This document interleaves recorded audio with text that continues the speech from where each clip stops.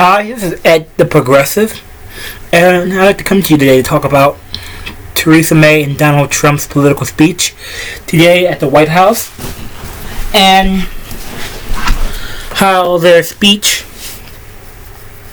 those two coming together to talk about their issues, was a great showing of friendship, unity, and allyship and cooperation. Theresa May, you'll know her as the new Prime Minister of Britain, the woman who pushed through Brexit, and Donald Trump, the new President of the United States elect. Some of these pictures are to show you the two new radical leaders, the outsiders, who are not neocons or neoconservatives. Donald Trump, a true people's candidate, winning over the heartland and other states. But I would just like to know, what are your opinions on this?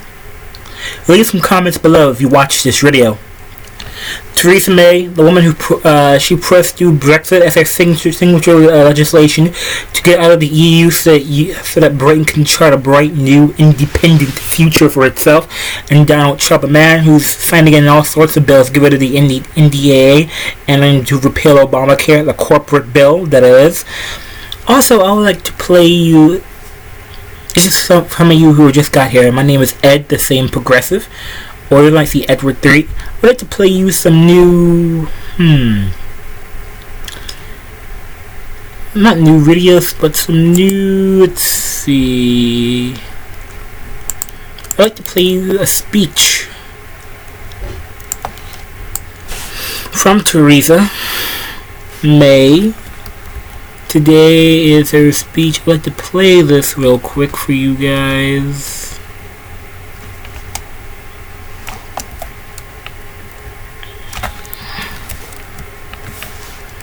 A short portion of her speech, and here you go. Here's some of her speech.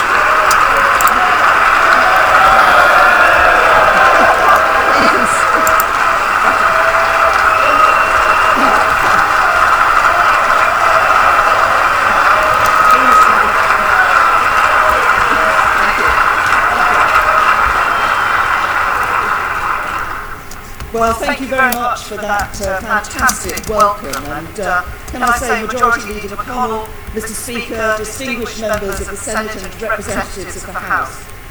I would like to thank Congress and the Congressional Institute for the invitation to be here today. The opportunity to visit the United States is always special, and to be invited to be the first serving head of government to address this important conference is an honour indeed. I defy any person to travel to this great country at any time and not to be inspired by its promise and its example.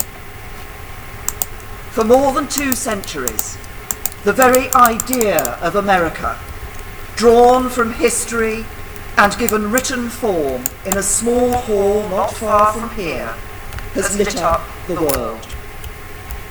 That idea, that all are created equal and that all are born free, has never been surpassed in the long history of political thought.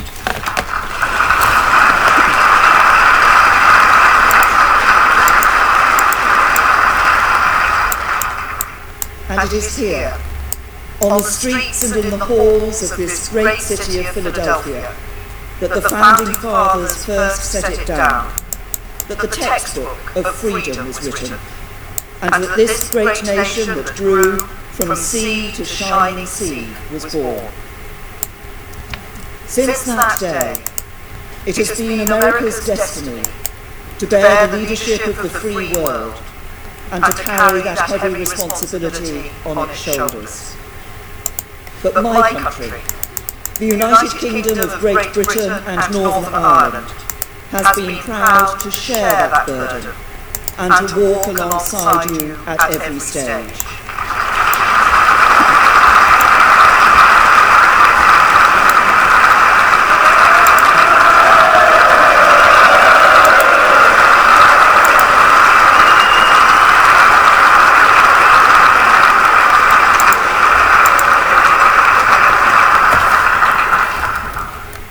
Hi. For the past century, Britain and America, and the unique and special relationship that exists between us, have taken the idea conceived by those 56 rank-and-file ordinary citizens, as President Reagan called them, forward. And because we have done so, time and again, it is the relationship between us that has defined the modern world. 100 years ago this April, it was your intervention in the First World War that helped Britain, France, our friends in the Commonwealth and other allies to maintain freedom in Europe.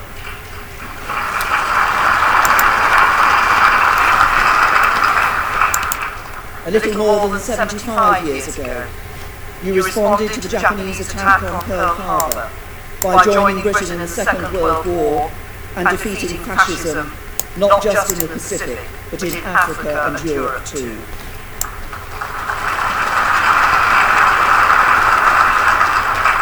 And later, in the aftermath of these wars, our two countries led the West through the Cold War, confronting communism and ultimately defeating it, not just through military might, but by winning the war of ideas, and by proving that open, liberal, democratic societies will always defeat those that are closed, coercive and cruel. But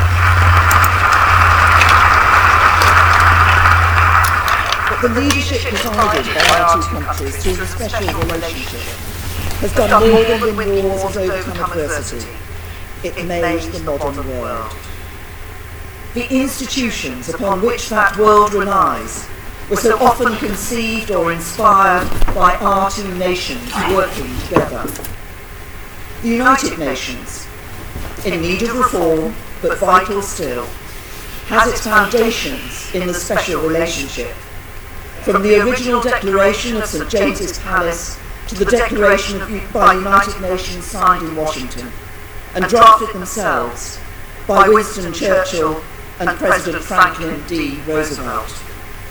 The World Bank and International Monetary Fund, born in the post-war world at Bretton Woods, were conceived by our two nations working together. And NATO, the cornerstone of the West's defence, was established on the bonds of trust and mutual interest that exist between us.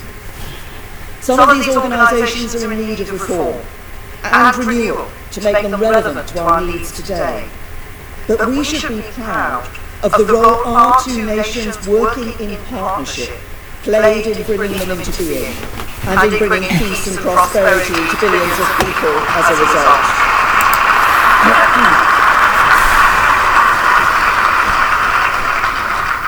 Because it is through our actions over many years, working together to defeat evil or to open up the world, that we have been able to fulfil the promise of those who first spoke of the special nature of the relationship between us. The promise of freedom, liberty, and the rights of man. We must never cease, Churchill said, to proclaim in fearless tones the great principles of freedom and the rights of man, which are the joint inheritance of the English-speaking world, and which, through Magna Carta, the Bill of Rights, the habeas corpus, trial by jury, and the English common law, find their most famous expression in the American Declaration of Independence.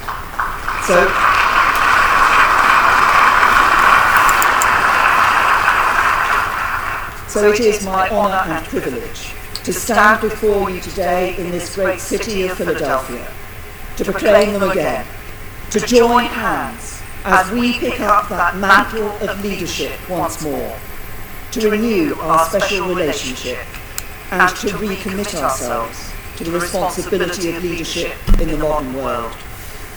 and it is my honour and privilege to do so at this time, as dawn breaks on a new era of American renewal.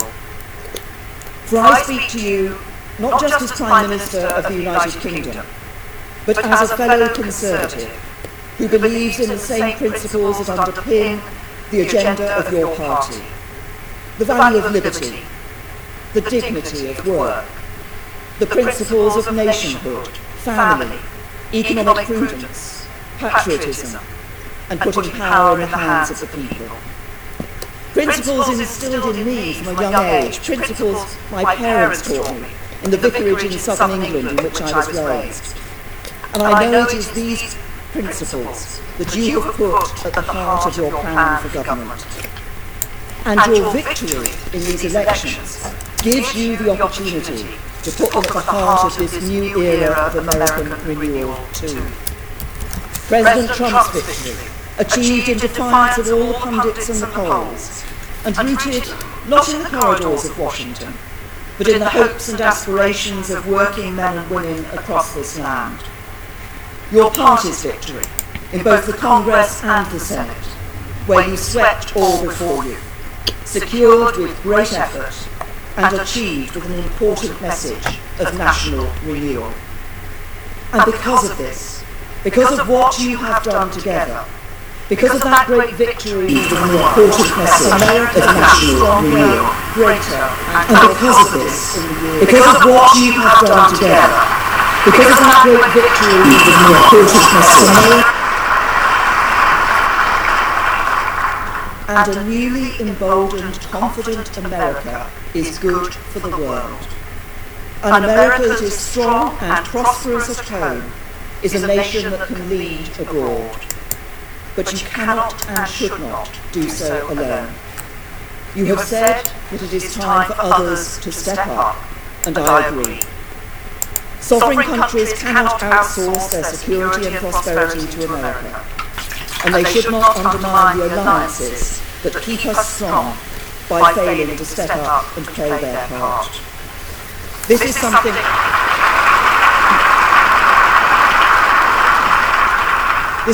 Britain has always understood. It's why Britain is the only country in the G20 other than yours to meet its commitment to spend 2% of GDP on defence and to invest 20% of that in upgrading equipment. It is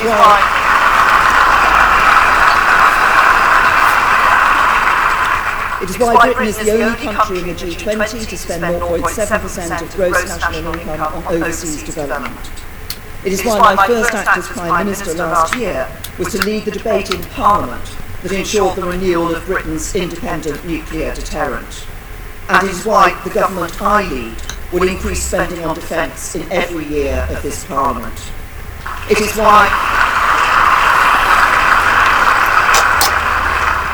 why Britain is a leading member, alongside the United States, of the coalition working successfully to defeat Daesh.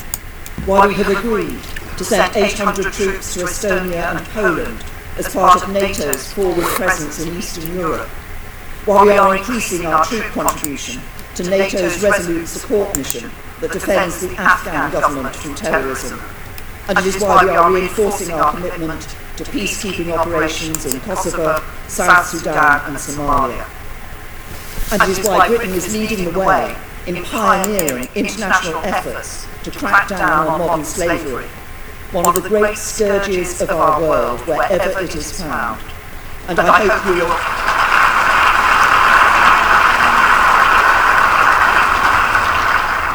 hope you will join us in that cause, and I commend Senator Corker in particular for his work in this field, and it's good to have met him here today.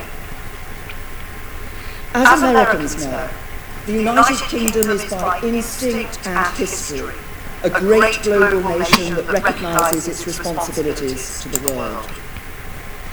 And as we end our membership of the European Union, as the British people voted with determination and quiet resolve to do last year, we have the opportunity to reassert our belief in a confident, sovereign and global Britain, ready to build relationships with old friends and new allies alike.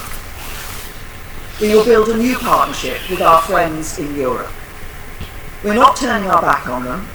or on the interests and the values that we share. It remains overwhelmingly in our interests and in those of the wider world that the EU should succeed.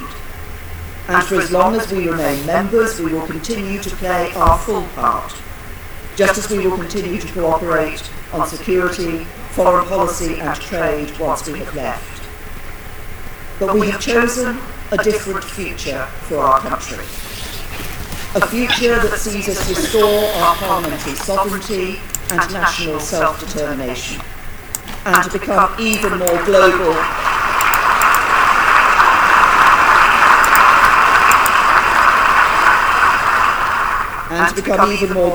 and internationalist in action and in spirit. A future that sees us take back control of the things that matter to us, things like our national borders and immigration policy and the way we decide and interpret our own laws, so that we are able to shape a better, more prosperous future for the working men and women of Britain.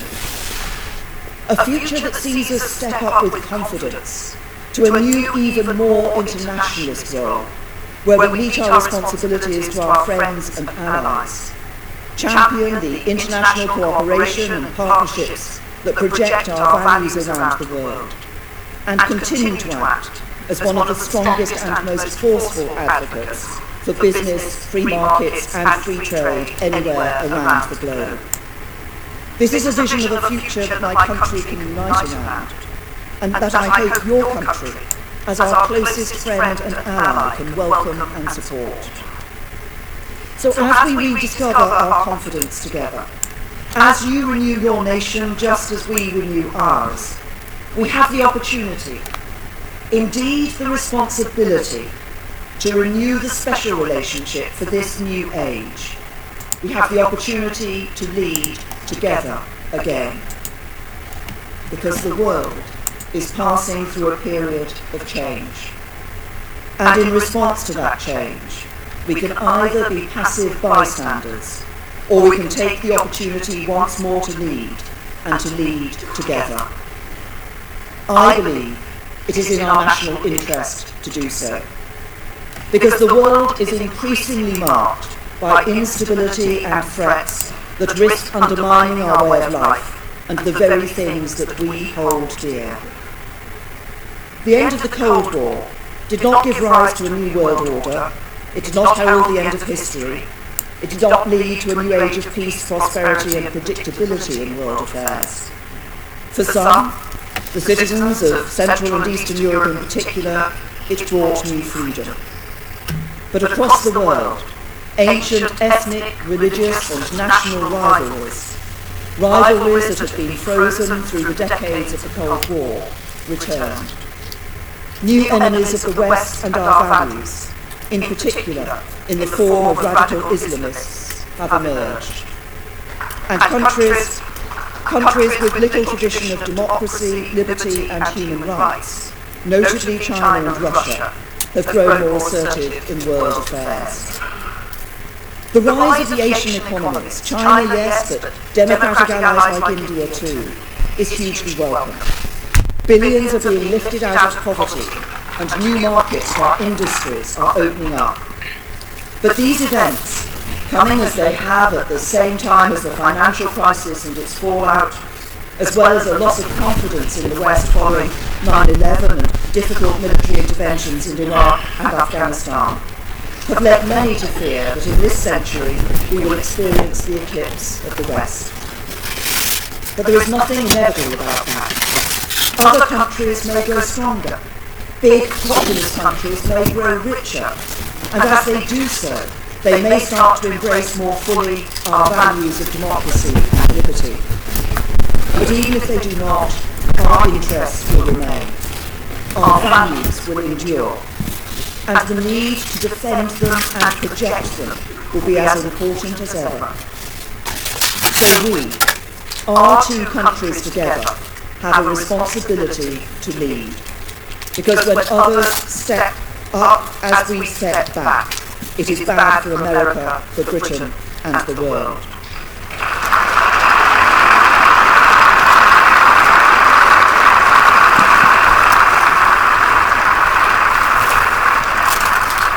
it is in our interests, those of Britain and America together, to stand strong together to defend our values, our interests, and the very ideas in which we believe.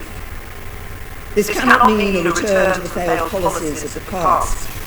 The days of Britain and America intervening in sovereign countries in an attempt to remake the world in our own image are over. But nor can we afford to stand idly by when the threat is real and when it is in our own interests to intervene. We must be strong, smart and hard-headed, and we must demonstrate the resolve necessary to stand up for our interests. And whether it is the security of Israel in the Middle East or the Baltic states in Eastern Europe, we must always stand up for our friends and allies in democratic countries that find themselves in tough neighbourhoods too.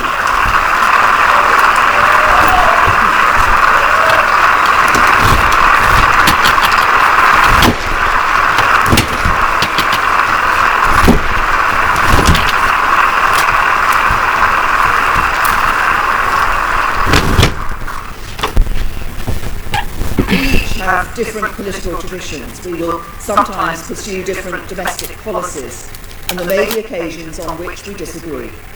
But the common values and interests that bring us together are hugely powerful. And as your foremost friend and ally, we support many of the priorities your government has laid out for America's engagement with the world. It is why I join you in your determination to take on and defeat Daesh and the ideology of Islamist extremism that inspires them and many other terrorist groups in the world today. It is in both our national interests to do so. This will require us to use the intelligence provided by the finest security agencies in the world, and it will require the use of military might. But it also demands a wider effort, because one of the lessons of fighting terrorism in the last 15 years or so is, yes, killing terrorists can save innocent lives. But until we kill the idea that drives them, the ideology, we will always have to live with this threat. And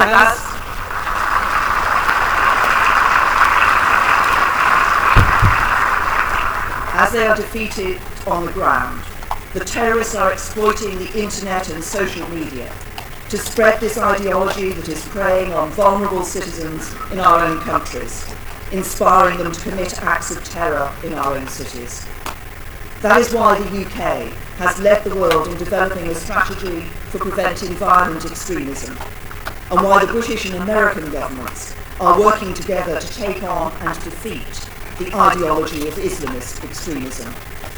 I look forward to working with the President and his administration to step up our efforts still further in order to defeat this evil ideology. But of course we should always be careful to distinguish between this extreme and hateful ideology and the peaceful religion of Islam and the hundreds of millions of its adherents, including millions of our own citizens, and those further afield, who are so often the first victims of this ideology's terror. And nor is it enough merely to focus on violent extremism. We need to address the whole spectrum of extremism, starting with the bigotry and hatred that can so often turn to violence. Yet ultimately, to defeat Daesh, we must employ all of the diplomatic means at our disposal. That means working internationally to secure a political solution in Syria and challenging the alliance between the Syrian regime and its backers in Tehran. When it comes to Russia, as so often it is wise to turn to the example of President Reagan, who during his negotiations with his opposite number Mikhail Gorbachev used to abide by the adage, trust but verify. With President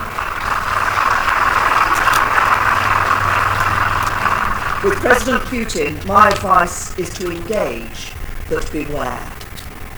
There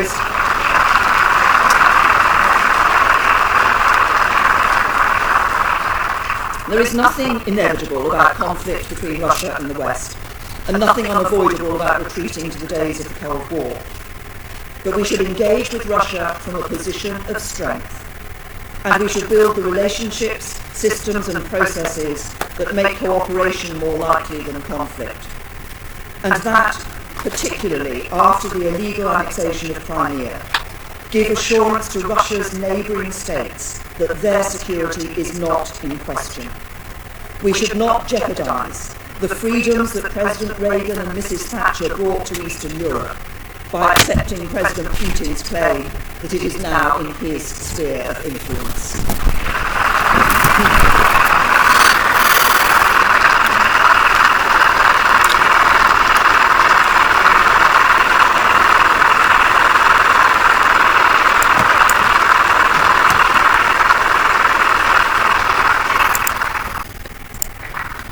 And progress on this issue would also help to secure another of this nation's priorities, to reduce Iran's malign influence in the Middle East. This is a priority for the UK too, as we support our allies in the Gulf states to push back against Iran's aggressive efforts to build an arc of influence from Tehran through to the Mediterranean. The nuclear deal with Iran is controversial, but it has neutralised the possibility of the Iranians acquiring nuclear weapons for more than a decade. It has seen Iran remove 13,000 centrifuges, together with associated infrastructure, and eliminate its stock of 20% enriched uranium.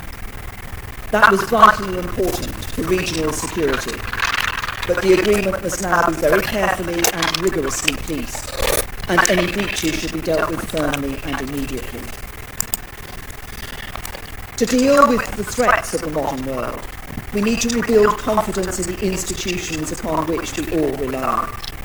In part, that means multinational institutions, because we know that so many of the threats we face today, global terrorism, climate change, organised crime, unprecedented mass movements of people, do not respect national borders.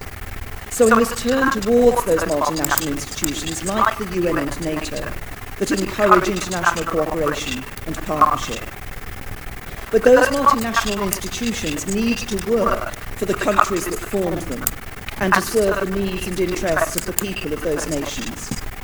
They have no democratic mandate of their own. So I share your reform agenda and believe that by working together, we can make those institutions more relevant and purposeful than they are today. I call on others, therefore, to join us in that effort and to ensure they step up and contribute as they should. That's why I have encouraged Antonio Guterres, the new UN Secretary-General, to pursue an ambitious reform programme, focusing the United Nations on its core functions of peacekeeping, conflict prevention and resolution. And it's why I've already raised with my fellow European leaders the need to deliver on their commitments to spend 2% of their GDP on defence and 20% of their defence budgets on equipment. It's also why I have already raised with Jens Stoltenberg, the Secretary-General of NATO, the need to make sure the alliance is as equipped to fight terrorism and cyber warfare as it is to fight more conventional forms of war. America's leadership in NATO, supported by Britain, must be the central element around which the alliance is built. But alongside this continued commitment, I'm also clear that EU nations must similarly step up to ensure this institution that provides the cornerstone of the West's defence continues to be as effective as it can be. Yet the most important institution is and should always be the nation-state. Strong nations form strong institutions, and they form the basis of the international partnerships and cooperation that bring stability to our world.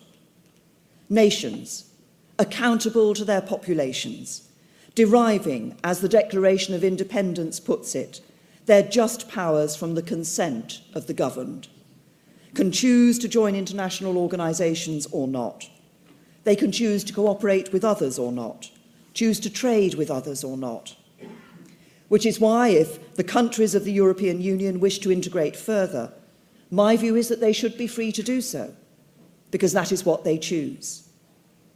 But Britain, as a sovereign nation with the same values but a different political and cultural history, has chosen to take a different path, because our history and culture is profoundly internationalist.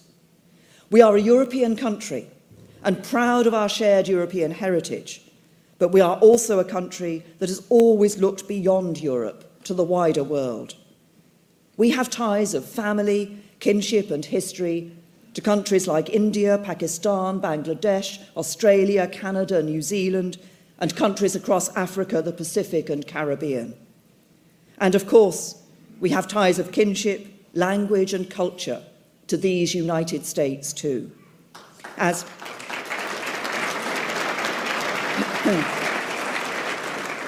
Churchill put it, we speak the same language, kneel at the same altars, and to a very large extent pursue the same ideals. And today, increasingly, we have strong economic, commercial, defence and political relationships as well. So I'm delighted that the new administration has made a trade agreement between our countries one of its earliest priorities.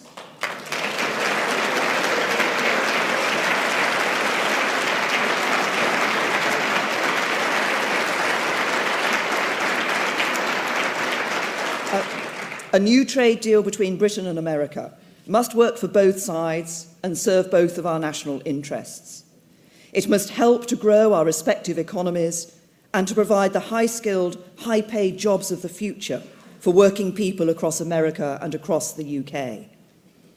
And it must work for those who have too often felt left behind by the forces of globalisation. People, often those on modest incomes, living in relatively rich countries like our own, who feel that the global system of free markets and free trade is simply not working for them in its current form. Such a deal, allied to the reforms we are making to our own economy to ensure wealth and opportunity is spread across our land, can demonstrate to those who feel locked out and left behind that free markets, free economies and free trade can deliver the brighter future they need. And it can maintain, indeed it can build, support for the rules-based international system on which the stability of our world continues to rely. The UK is already America's fifth largest export destination, while your markets account for almost a fifth of global exports from our shores. Exports to the UK from this state of Pennsylvania alone account for more than $2 billion a year. The UK is the largest... Somebody from Pennsylvania. The UK is the largest market in the EU and the third largest market in the world for exporters here. America is the largest single destination for UK outward investment and the single largest investor in the UK. And your companies are investing or expanding in the UK at the rate of more than 10 projects a week.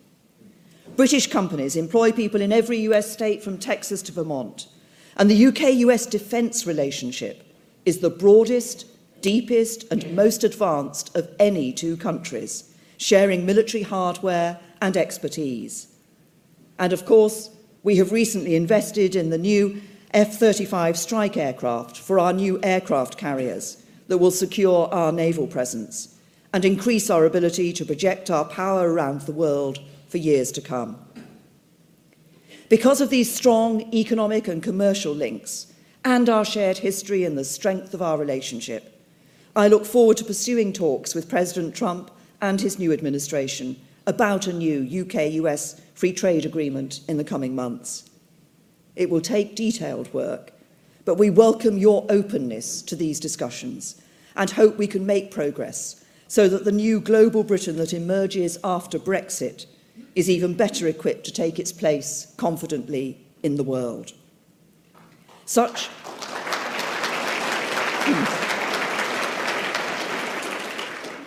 an agreement would see us taking that next step in the special relationship that exists between us, cementing and affirming one of the greatest forces for progress this world has ever known. 70 years ago, in 1946, Churchill proposed a new phase in this relationship, to win a Cold War that many had not even realised had started. He described how an iron curtain had fallen from the Baltic to the Adriatic, covering all the capitals of the ancient states of Central and Eastern Europe: Warsaw, Berlin, Prague, Vienna, Budapest, Belgrade, Sofia, and Bucharest. Today, those great cities, homes of great culture and heritage, live in freedom and peace. And they do so because of the leadership of Britain and America, and of Mrs. Thatcher and President Reagan.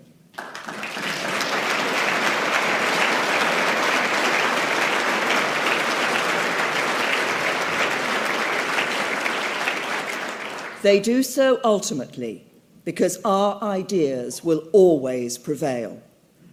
And they do so because when the world demands leadership, it is this alliance of values and interests, this special relationship between two countries, that is, to borrow the words of another great American statesman, enters the arena with our faces marred by dust and sweat and blood, to strive valiantly and know the triumph of high achievement.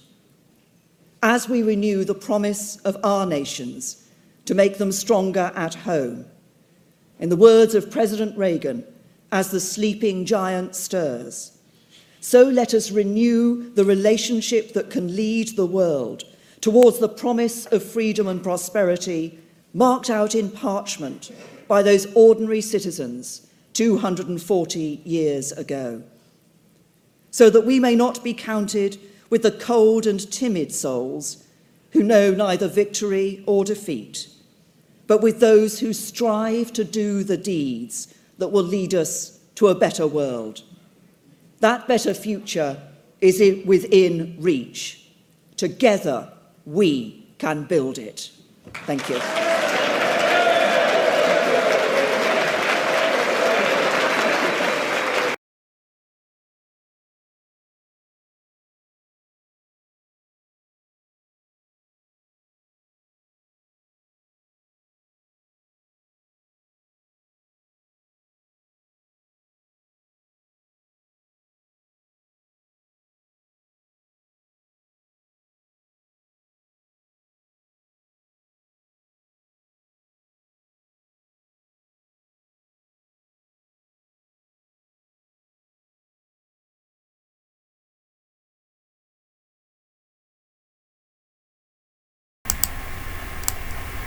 If you like that video, you can leave it. You can leave it on my social media. I'm linking to early on here to leave my personal commentary. But well, not commentary. I mean social media. Well, you can get at my email at georgio3 GIORGIOTHRWEATT 95 @gmail.com. And well, that's all, folks. And I will thank you